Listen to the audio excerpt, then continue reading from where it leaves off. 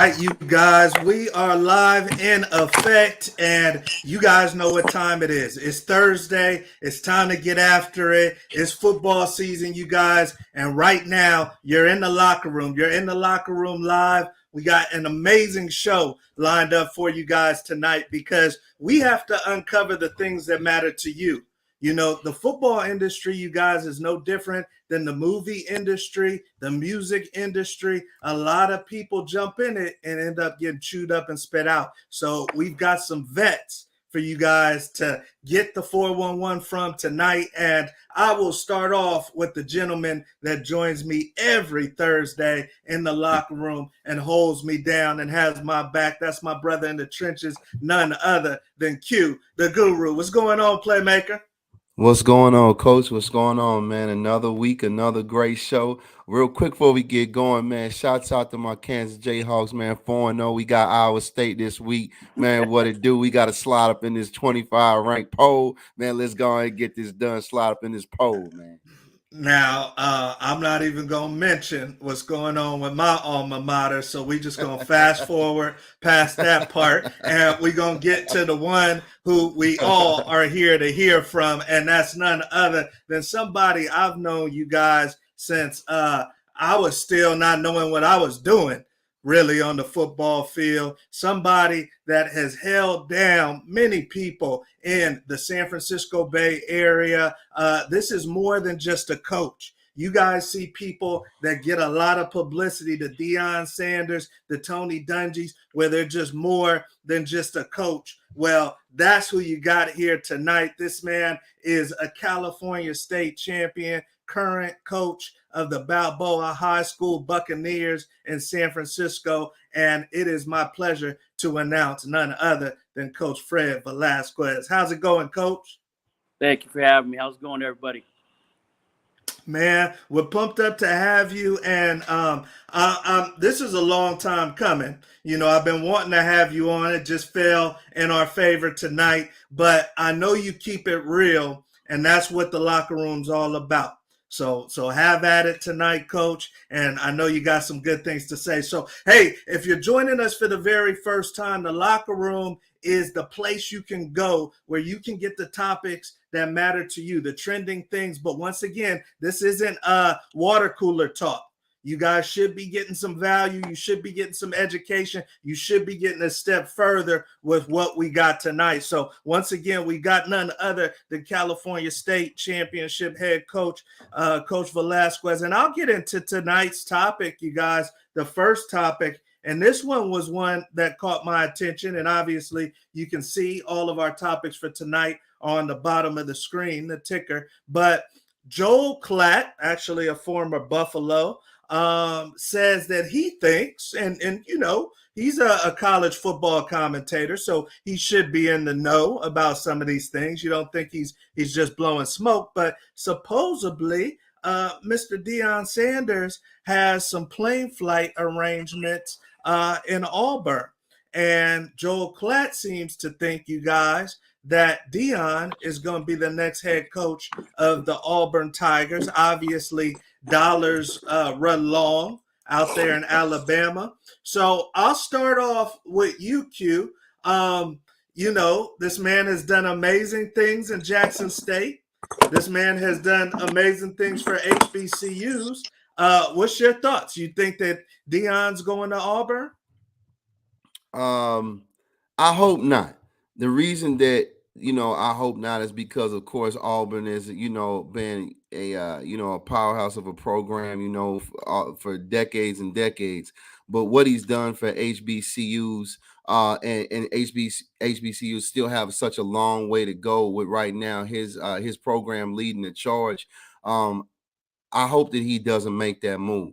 It's one of those things where why leave and go to a program like that where Deion Sanders or not, it's still Auburn. That is the SEC, and you have a tight window that they're gonna give you in order to consistently beat Alabama and be where this level. And it's immediate, so the checks will be there. But it's not like Prime needs the money either. You see what I mean? So the money shouldn't be moving, Dion, among all people. But why not Great stay point. where you're at and be more of an Eddie Robinson, where you run the whole show and have to answer to no one and really build your own legacy, your own story, staying where you're at? That's a great point. Talk to me, Coach Fred, because you and it looks like you switching over to your other tablet there. So join us back. See if you can refresh, Coach. But that's a great point. I mean, it'd be interesting to see Q what the motivation is, because Exactly. also he's got his kids at Jackson State, and I know they're not going to be there forever, but obviously you want to see your kids through. And it's his prerogative to do what he wants to do, It is. but It is.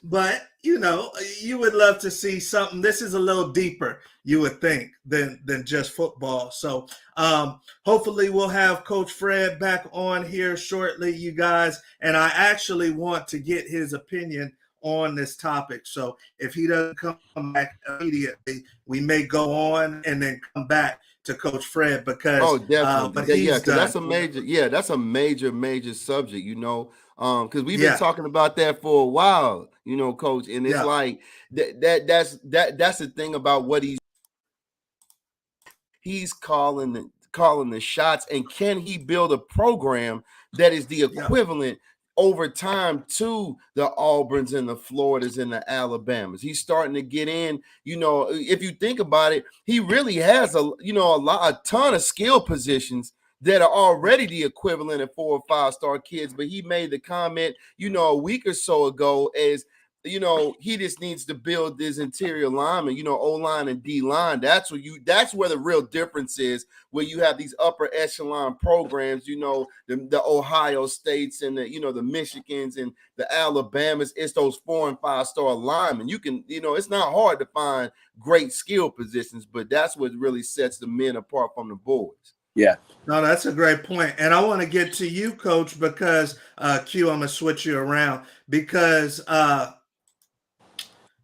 you're in the midst of a hell of a construction build at Balboa High. And last year, you guys were able to win, I think, the first championship in almost 40 years. Never. Probably first the state championship first ever, but even conference championship in almost 40 years. State championship never. So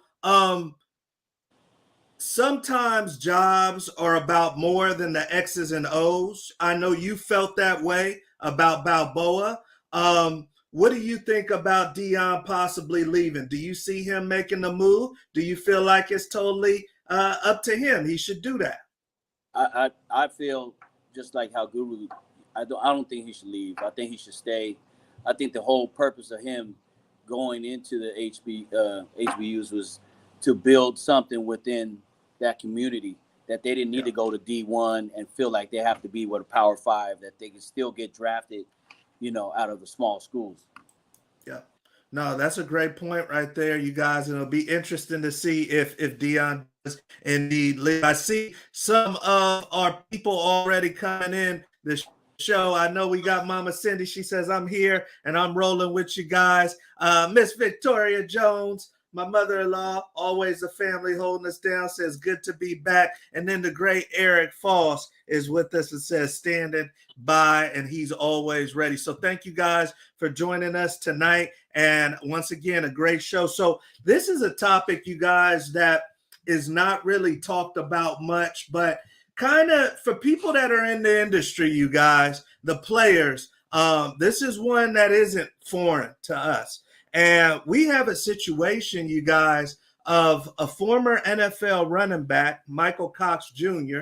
I don't even remember this young man, but unfortunately, this might be part of the reason why we don't remember Michael Cox Jr. is because he just got a $30 million verdict in which he was the winner, that there was some malpractice by the doctors. This was a doctor that actually is deceased, committed suicide, and basically he couldn't play again, you guys, after a surgery. So I'll go to you, Coach Fred, for the parents that are watching, for the kids that are watching, the ones that are going to watch the recording.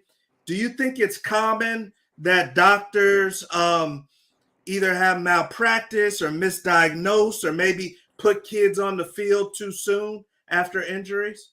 I think families should always get a second opinion. You know, with the concussion thing that we got going on now in California, and I'm going through it right now, a kid can be dehydrated, you know, didn't eat right throughout the day, and, you know, he starts being, you know, acting funny on the field.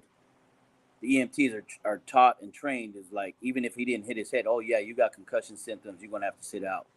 And out in California, I don't know what the protocol with everywhere else is. They have to sit out at least 2 weeks. You know, so we always try to get a second opinion, Right. whatever kind of injury. Okay. Q, talk to me. I mean, obviously you play professionally, you play at a major level in college. Did you ever feel like you were dealt with in a wrong way by doctors or maybe put out there a little too soon? I can agree with that. I mean, it may have been partly of, you know, me being young and thinking I'm invincible. I remember, you know, I had my first concussion against A&M on the road sophomore year. And you know, it was a heck of a situation, you know, where I know that I came back that next week, smacked Jamar Toombs you know, he was at 255 on a toss sweep, you know. And man, I'm a $185 at corner, you know, and gave it to him. It looks like on tape, but I caught the worst end, but definitely came back too soon. I think this subject matter, the first thing I think about, Coach, if you guys want to kind of reflect back, is, you know, I remember, you know, being worked on by the great Dr. Andrews, you know, down at UAB, who's pretty much surgically repaired or worked on at some point in time every childhood hero that you and I probably have ever known, and a lot of other household names. Yeah, because you go in his office and he's worked on everyone from Macho Man Randy Savage to Allen Iverson. And if you remember back, RG3, I remember the game. It was a Monday night game, okay? And he had just hurt his knee about a week or so before. And I remember that game when I was looking on the sideline, and when the camera went and it went to Coach Shanahan, you know, granted when he was the Redskins, and I saw Dr. Andrews in a trench coat on the sideline. And I never seen Dr. Andrews on the sideline like that. And I was like, that boy is hurt. I was like, that boy is hurt. And they got Dr. Andrews out there in the flesh on the sideline. And the reason I'm bringing it up is because that's what ended RG. That game right there, that's what ended RG3's career. And he was never the same after that. He never was. No, that's a great point. It's a great point. They put him back out there way too soon. So, in your opinion, what's your thoughts? I mean, obviously, we know these guys are gladiators too. You mentioned that it might have partly been you.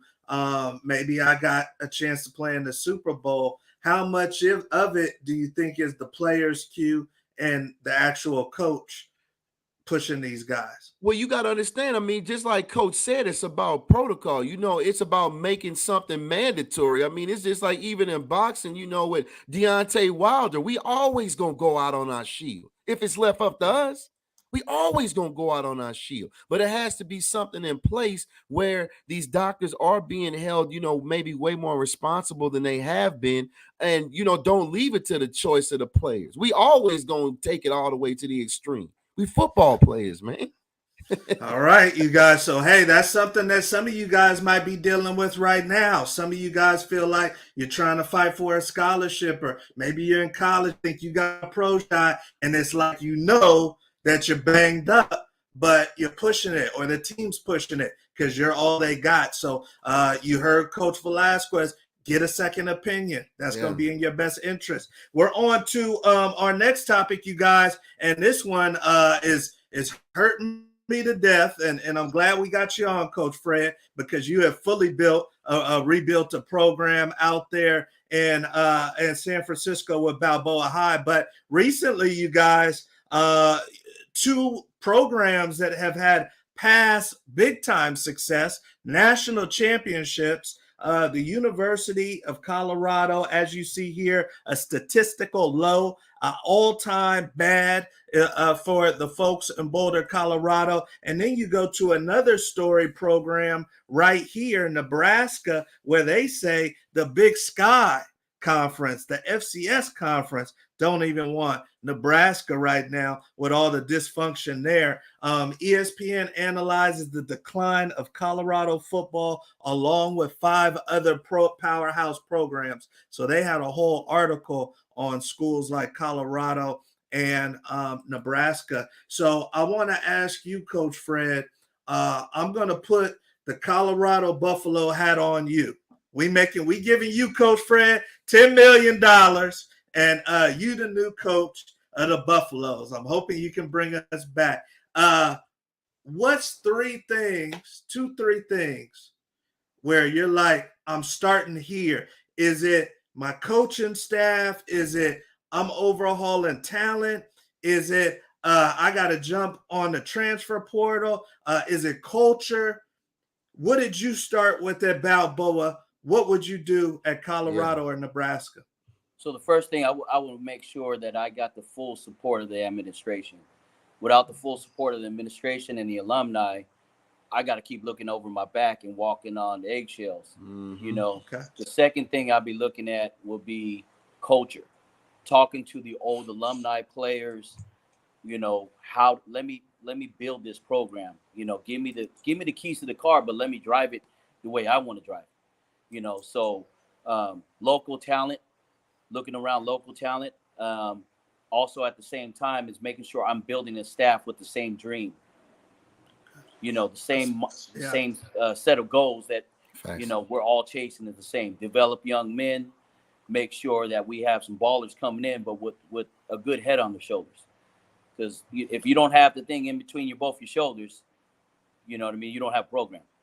Because they're going to get in trouble. They're going to go to these clubs. You know, they're going to get easily influenced by, you know, when they go home on breaks, they're going to get easily influenced by, you know, people that's still in the streets that didn't really, you know, take that turn in their life to better themselves or better the community. So culture, administration, and then just getting leaders to join the program, you know.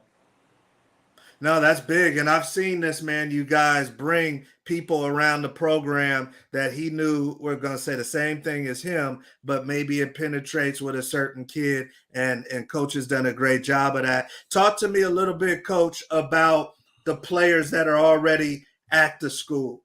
Do you feel like a new coach can play with those players? Or does he have to clean house, or do you have to evaluate those kids? What do you think? So you're asking if I would leave the program, would somebody else be able to work with these guys? No, I'm asking when you are the new coach. Oh, so, you know, for the players that are existing players that are at Colorado right now, right.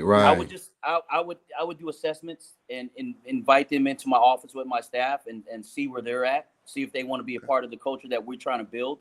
You know, if not, then they're more than welcome to get into the transfer portal and go somewhere else, especially we lay down the law on what we want and how we want to build it. Okay, gotcha.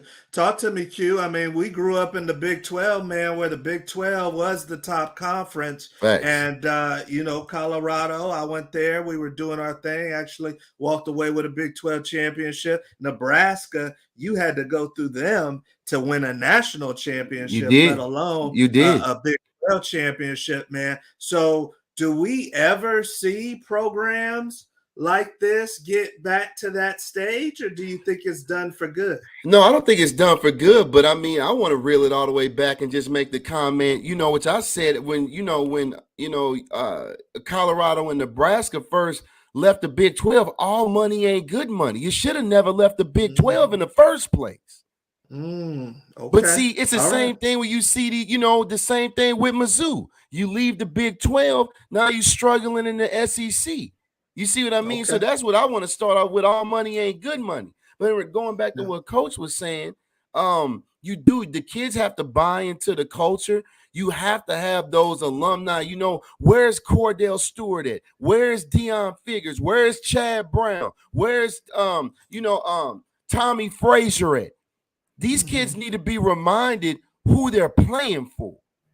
You see what I mean? They don't know who they're playing for. They think that, oh, I'm just at Colorado, but they don't understand what this program really is and what it really is about and the importance, of that program, to the surrounding community and to the state of Colorado. Same thing with Nebraska. Nebraska doesn't have an NFL team. The Huskers is all they got up there. So these kids some kind of way, they've forgotten who they play for. Great point. Okay. So it got to get back. Coach said it too. Culture. That's a culture thing. If you know where you're playing and you know the standards that are there. Let's get on to the next topic, you guys. And this one is a hot button topic. And, there's obviously the tabloid side of this story.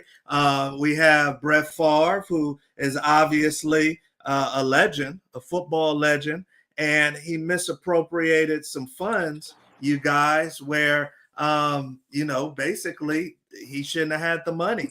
And it was supposed to go to less fortunate people, community organizations. And they're talking about, should his name be revoked and should his bust be taken out of the Hall of Fame? So I've seen guys not be placed in the Hall of Fame because of things, and you really see it in baseball.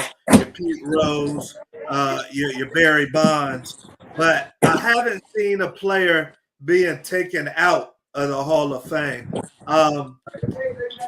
Coach Fred, I know you're on the move, but do you think that a player?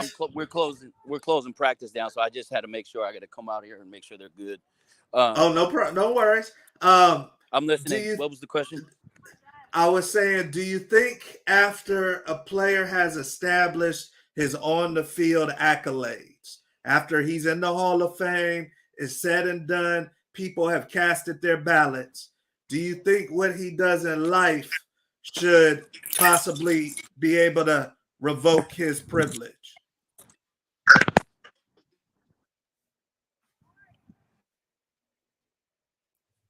Can you hear me, Coach? Coach might have paused out on us. Yeah.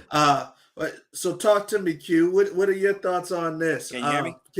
I got you now. I can hear you now, yeah. Okay, yeah, you were choppy. I couldn't hear you, so I had to turn the Wi-Fi on and go with my cell service. So you're talking about a highly respected person that played for the program, Hall of Fame inductee probably, and then I lost you from there. Yeah, so we have Brett Favre, and unfortunately, he's in a little scam, a little mix-up where he took some funds he wasn't supposed to, and there's certain people saying that he should be out of the Hall of Fame. Do you think that what a player does in his life, or off the field, or is there a line if something's so egregious? What do you think? Whatever he's done on the field, that's what he's done on the field. Yeah. He didn't get into the Hall of Fame by his community service work. He got in the Hall of Fame from his stuff that he did on the field. Now, whatever he did offhand, is it proven 100%, or we're just going off what the media has put in the media that they want us to believe? You know what I mean? So that's something also to think about. There's always two sides of the story. Was he alone in this, or did he put somebody in charge to do it, and they used his name to do it? So, you can look at it a different way, because always two sides of the story. Yeah. No, that's a great point. And all of this will get weeded out. Obviously, they're going to have some court hearings on this. Q, it sounds like you're in line with Coach. Do you think that, hey, this man needs to be out of the Hall of Fame for this? Or you think that, it should be totally different? No, I don't think Brett Favre should be. As a player, prolific quarterback, one of the best to ever do it. So as a player, again, specifically as Coach said, I don't think that he should be taken out of the Hall of Fame at all. Now, in regards to personal life, there is always two sides of a story, but I feel like that, you in some ways you do got to kind of keep that same energy that how the media did and crucify Michael Vick too. You see what I'm saying? So it's one of those things that you got to keep that same energy, man. You have to, because you rake that man, over the coals, and Michael Vick should be nothing short of a first ballot. When his name comes up, on that list. So you have to Well, look it's at that as well. interesting because you see guys get blocked a lot by what they did off the field. Right. But you don't see guys already in, being taken out. Right. But like you said, it's always right. But the guys that don't get in, they don't let them in for off the field issues. Like, it's no way Pete Rose shouldn't be in the Baseball Hall of Fame. He's one of the greatest hitters of all time, other than Tony Gwynn. So it's like, but again, it's because it's like, well, it was off the field. But again, as Coach said, if you're looking at just statistics and as a player and what was achieved, which supposedly is what gets you into the Hall of Fame, then guys like Pete Rose, Bonds, they should already be in there. It shouldn't be these repeated, declines of them getting in there. Your personal life and and what you achieved on the field are two different things. So it'll be interesting to see how it plays out. Yeah. And you guys see, Coach, literally we don't play in the locker room. We got real live coaches. Right. These ain't fake coaches. These ain't armchair quarterbacks. These are real coaches making changes in people's lives, Coach. So we appreciate you taking even the side break from practice to help us out. And we're going to let you get off here in a second. This is a big one, actually, for you. Our next topic is about the private high school versus public high school debate.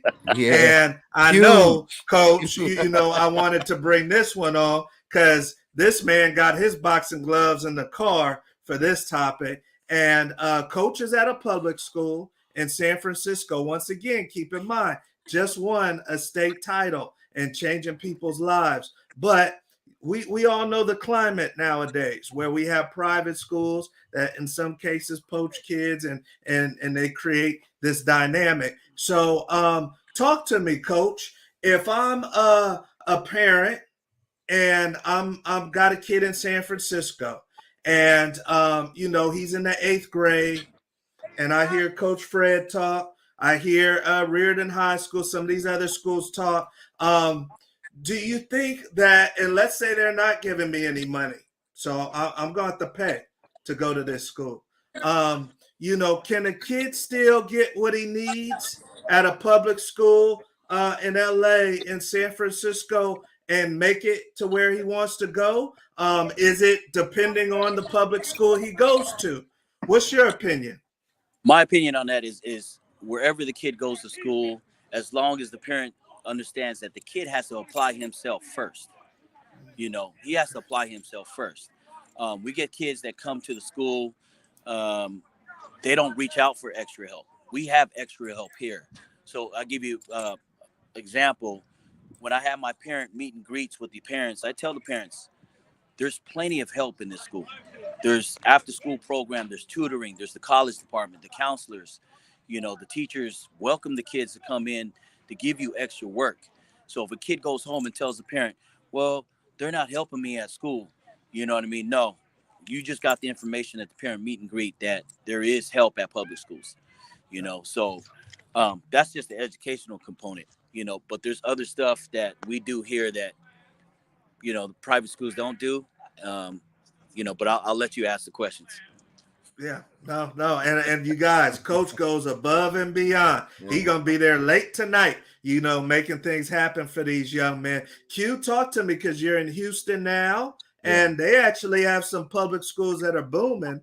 And then you've been in St. Louis. What's your feeling on this dynamic as far as would you send young Q, if you had young Q, to a public school, private school? Are you going to drill on the coach? What you thinking of?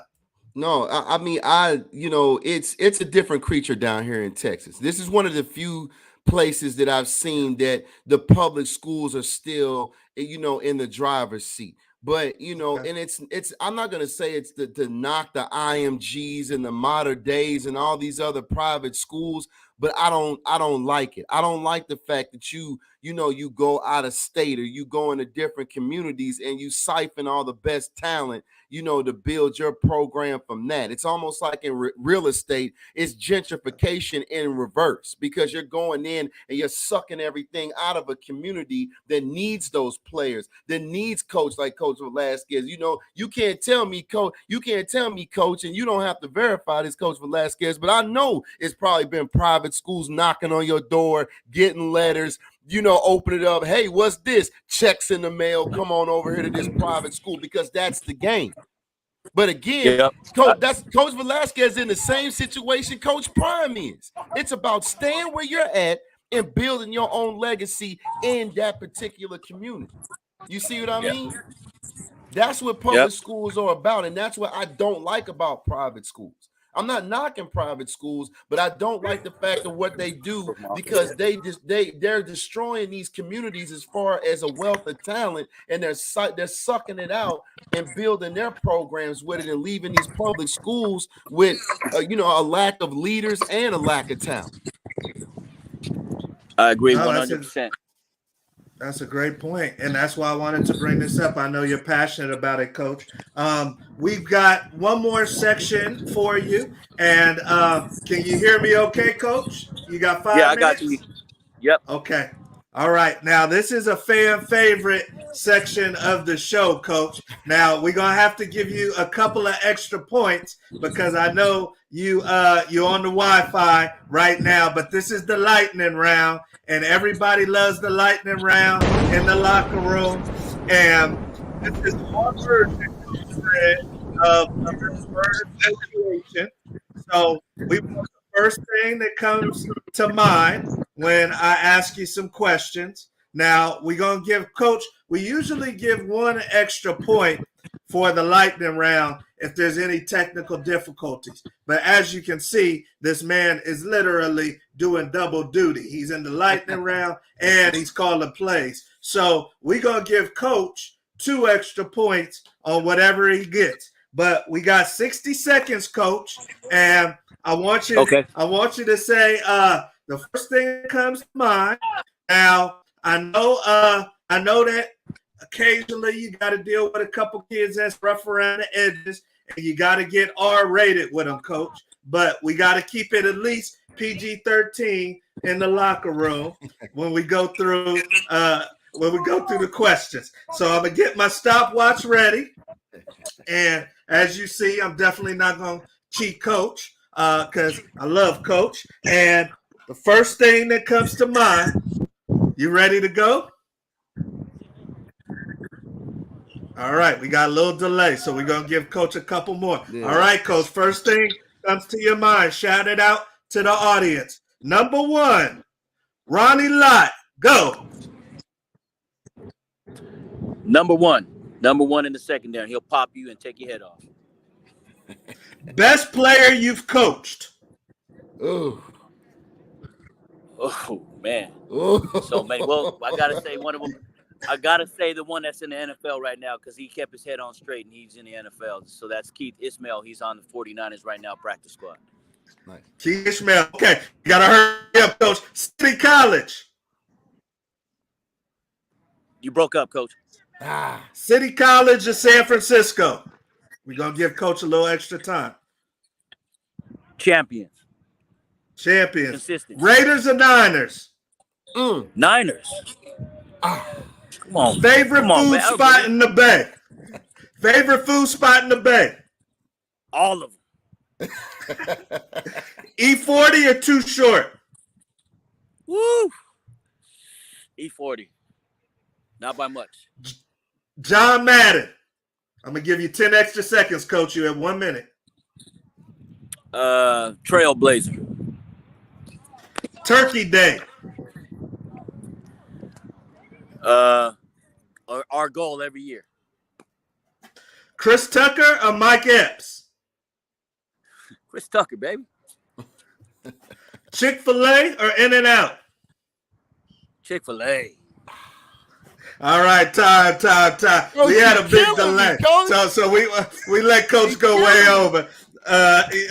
Q, you said he's killing you. Okay, well, we're going to revisit. In-N-Out? Come on, Coach. And he's in Texas. Coach ain't doing too much red meat. Coach ain't doing too much red meat. Yeah, and that's why. That's okay, fair enough. I know, Coach. I got your back, Coach. So he says, let's revisit a couple. He said Niners. That's no doubt. He said City College. For those that don't know, that's the junior college, powerhouse junior college in San Francisco. His son currently is on the team. He says champions. Turkey Day, that's what they call the San Francisco Public School Championship. He said that's the goal every year. He said he's going with Chris Tucker, and then he said Ronnie Lott is going to knock your head off. So there you go. That's Coach on the lightning round, fellas, and that's how it goes down. So last but not least, Coach, we're going to let you go after this one, and we appreciate you because I know you came on short notice and you're working out with the kids. But I wanted to ask you, because there's a lot of kids, obviously, that tune into our show, and they're trying to get to the bag, Coach. They're trying to get to that scholarship. I know that you've had a bunch of recruiters come through your doors. And let's throw away talent. Let's say everybody's talented. Coach might have cut out on us right there. It's buffering a little bit. You said you're going with. You said you're going with the in and out. Man, I gotta get my in and out, man. I'm still hurt about that. Okay, Coach. So I don't do red meat very often. So you know what I mean. So man, you get old like me. Yeah, you get old like me. You got to slow down on the red meat, man. That's facts. I hear you. I hear you. So no Balboa kids that watch this. Don't offer Coach no murder though. But that's kind of unfair. You name a chicken place and a burger place. You should have compared it to two different burger places. And then I would right. One of the better burger places. Right. I got you. I'll keep that in mind. I'll keep that in mind. But my question for you, Coach, is hey, you look at the freshman class coming into Balboa, and let's say the 4 kids you're looking at are all dogs. They all got some talent. You know, these might be future college kids. What's that one thing you're looking for in that workout, or maybe 2 things outside of talent that really hold true to you as a coach and speak to you as a coach? You know, we go to these combines and we look at these kids. They all got speed. They all got strength. You know, if I'm going to invest money into you, $60,000 a year, whatever it costs to go to college now, you know, I want to check the character. Are you going to be consistent with that character? Because if I'm going to give you $60,000 a year to go to my school to play for me, I want to make sure that you're not going to get arrested. You're not going to make stupid moves.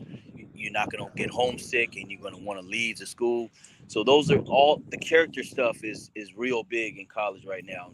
And, you know, especially our program too, high school, over here, we focus on the character and building the character of the kid here. So that way, if somebody wants our kid, we try to prepare them mentally, even before physically. We want to prepare their head and get their head on right before they even actually leave us. Okay. So as far as the coaches that come in to talk to your kids, you're making sure that they're okay socially before you even pitch them to any. I would never, Terry, I would never recommend a kid that doesn't have their head on right, because then, the recruiters are not going to come back. Yeah. They're not going to come back here, and regardless of how much talent the kid got, if he's not right in the head, he puts a stain on our program and makes us look bad. You know what I'm saying? So I'm not going to go back to Balboa. Coach recommended me this kid. He was 6'2" and great athlete, but the kid is, he's in trouble, in and out of trouble. And believe me, the coaches, they do their due diligence too. So, but I'm straight up with the coaches here. The recruiters, I tell them right away, hey, he's a good kid, but he's got this going on. If you guys can change him, we couldn't, then, we recommend that he'll ball out for you, but he might be a problem in the community or a problem in the classroom. Yeah. Coach, right before I let you go, because this just came to my head and I got to ask this question, and I appreciate your time. If you were to give percentages, how much of the percentage for a high school kid is his success in him or in his family and his household? What's the percent? Is it 60-40, the kid and the household? Is it 50-50? What's the percentages? I want to say a strong household, man. I want to say at least 65% of the household has to be strong, and they got to teach it. I get a lot of people that have their mom and dads in their life, but then I get kids that don't even have their parents in their lives. and they're misguided by the streets, misguided by false people telling them the wrong thing. So a good, strong household over somebody that doesn't have a good, strong household, of course. Yeah. Gotcha. All right, Yeah. Coach. Well, hey, man, you know I love you to death, Coach, and keep up the great work. I know that you guys is looking for that next win, but you're doing an amazing job. And I know Balboa and the whole conference, just like Dion, is better because you're there. Appreciate you guys. Thank you. Good to meet you. Oh, definitely. Appreciate I you, Coach. think you need to have a whole nother segment, a longer segment on this public school and private school thing. Oh, got so to. we definitely need 100%. to revisit that. 100% Okay. we will. I'm on it, Coach. You know I got your back, so we're going to bring you in for that one. All right. All right, Coach. Be safe. Good luck. All right, man. Coach is doing real things, man. There's some people that are doing real work, and he's one of them. So, you know, check out Balboa High School. If you're in the San Francisco Bay Area, you're considering a school for your kid. You know, great academics, and you got a great leader. It's very similar, Q, to the Jackson State thing. It is. Man, I'm telling you. Where just at a lower level where he doesn't have a bunch of resources, man. But I've watched him piece some things together. I watched him get resources, donations, free stuff. He had one post on Facebook. He was hot. Somebody had broke in and took some of the weights, some of the weight room equipment. Right. Like, you know, but that was what Prime was dealing with, you know, in the beginning.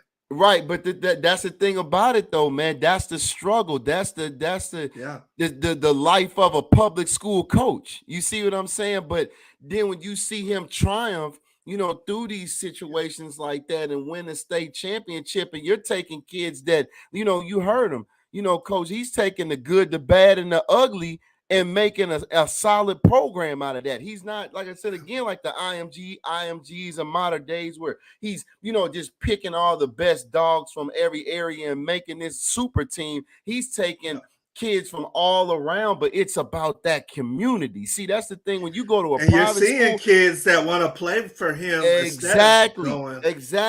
And I want you parents to understand that, you know, I get it in regards to, for sure, your kids, you want them to have the best education, you know, as far as high school, even before they get an opportunity, you know, for college. But the thing is, when you're playing for, you know, a public school, it's about you're playing in front of your community every week, you know, week to week. It's about your community, where you grew up at, you know, watching these kids, you know, play from Pop Warner, what we call JFL back in St. Louis, all the way up to the high school level. You're in a private school, you're playing, that's great, all, you know, all the great, the stadium, the facilities, but that's not your community, because guess what? You getting bussed all the way back to where you from. Your other guys. Yeah, you see man. What I'm saying? Yeah, like the conference I played in was a private school conference, and you know, unless we played one or two teams, you know, we were our trips, we take 40-minute, you know, hour and a half trips to go play some teams.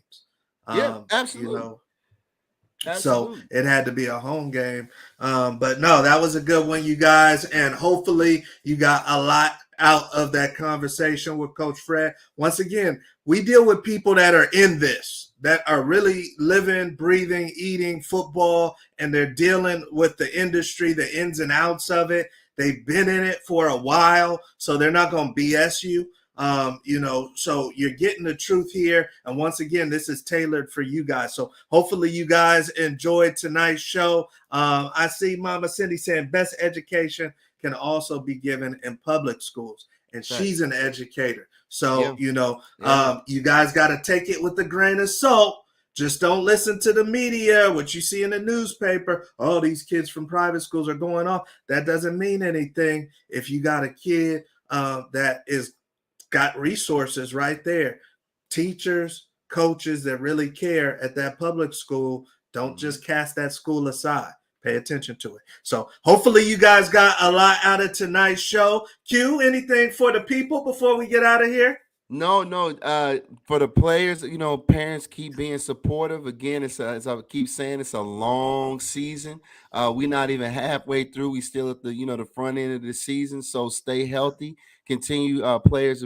Go to class, do what you need to do, study, and stay out of trouble and finish up the season strong. Yep, there you guys go, man. That's it for tonight. You guys have a great weekend. We will see you at the top and see you next week in the locker room. Have a good one.